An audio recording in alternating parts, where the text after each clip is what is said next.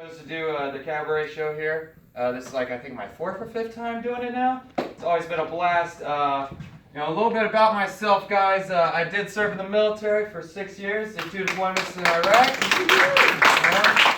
If there's any other military people out there, if you're Army, whoa, if you're Marines, hoorah. If you're Air Force, go ahead, have a seat. Fuck you! Fuck you! I'm not going to make any jokes about the Navy because my dad was a silly sailor, right? Coast Guard, where's the fishing spots at? That's all I need to know. I'm a big comic book fan, guys. Any comic book fans out in the audience? My favorite comic book hero is Batman. He's my favorite superhero, which is kind of odd because he has no superpowers. I mean, other than being rich, right? And really, I'm like, man, maybe that's just a superpower that I wish I had. It's like, oh, you can afford healthcare? Oh, Jesus. That's a little ridiculous. But no, I love Batman so much. I actually named my cat Bruce Wayne. Yeah, that's right. Some of my friends are like, oh, we get it. He's a black cat, looks like the Dark Knight. And I'm like, no, that sounds a little racist, actually. Right? We call him Bruce Wayne because both his parents are dead. Oh! I don't see a problem. My buddy Al found him in an alleyway, so he's pretty much Commissioner Gordon at this point. Right? Keeps attacking me like I'm the Joker, but clearly I'm his Alfred because I have to clean up after him, right? But this Christmas, I've been feeling like my cat's kind of lonely, so I figured I was going to get him a little friend for Christmas, right? So I decided I'm going to get another cat. I'm going to get a white cat, though, name it Privilege. That way, whenever my white friends come over, I'll be like, come here, Privilege, come here. Look, guys, he does exist. He's real. It's great, man. It's great. I love coming out here to Overtime Theater. Holidays are coming up, so I get to see my family. Can't wait for that nonsense to start. It's going to be great. Because my family is a little different, like most parents, when you're being raised, they would tuck you in at night and be like, night, Neil, right? Give you a kiss on the cheek, right? My dad was a prison guard when I was growing up, so it was completely different. He would just walk in and be like, lights out, douche! I'd be like, oh man, I'm scared of the dark though, Dad, right? I remember when I was growing up, my dad decided to take my bed privileges away because I was screwing up too much. When you get to that age where you're like, screw you, Dad. He's like, oh yeah, you want to do that? You don't get no bed privileges. Just drags the bed out and everything, right? I had to go to a parole hearing just to get my bed privileges back, right? Felt like Morgan Freeman in Shawshank Redemption, just like good grades. I don't even know what that means, right? It's ridiculous, man.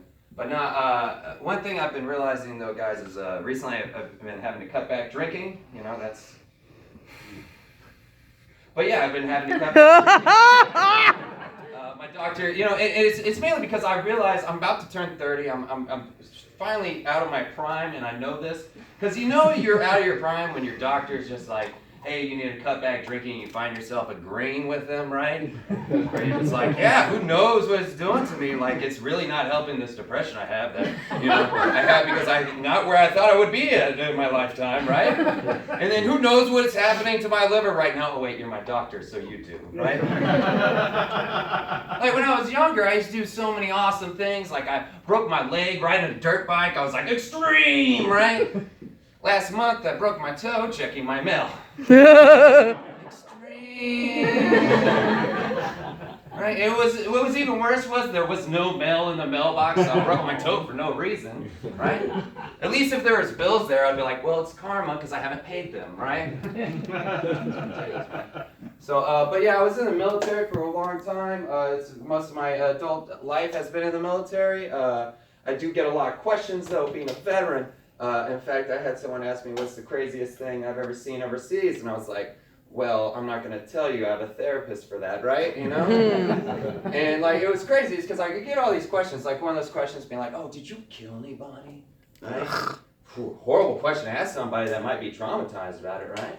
But imagine if I'm on a first date with a chick, though, right? And I take her out, buy her a steak dinner using my benefit money. She's just cutting the steak like, oh, you went overseas? Did you kill anybody? Right? And I just responded with like, yeah, shot this dude right in the face. BAM!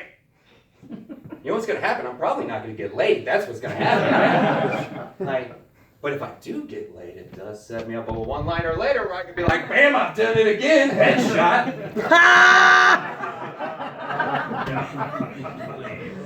And before I go, there is one thing I do want to bring up, because this is one of the questions I've been getting a lot recently, is, hey, does Call of Duty piss you off at all, right?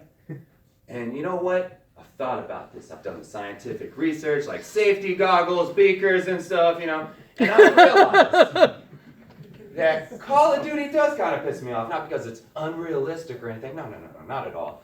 It's mainly because they got a video game for every war. In fact, they got video games for wars that haven't even happened yet. Yet they don't have a Call of Duty called VA Warfare, where you fight for your benefits. Like you run into a VA counselor's office, kick him in the face, be like, "Give him my benefits!" Right? If someone actually did that in real life, their name should be called Justice, because it's been served, right? But guess what, guys? It just looks like an amazing game, but it's the lag that kills you. Yeah, that's right. That's a waiting joke. I can wait on you to get it.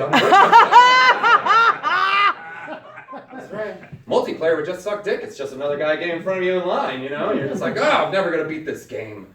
Goddamn campers, right?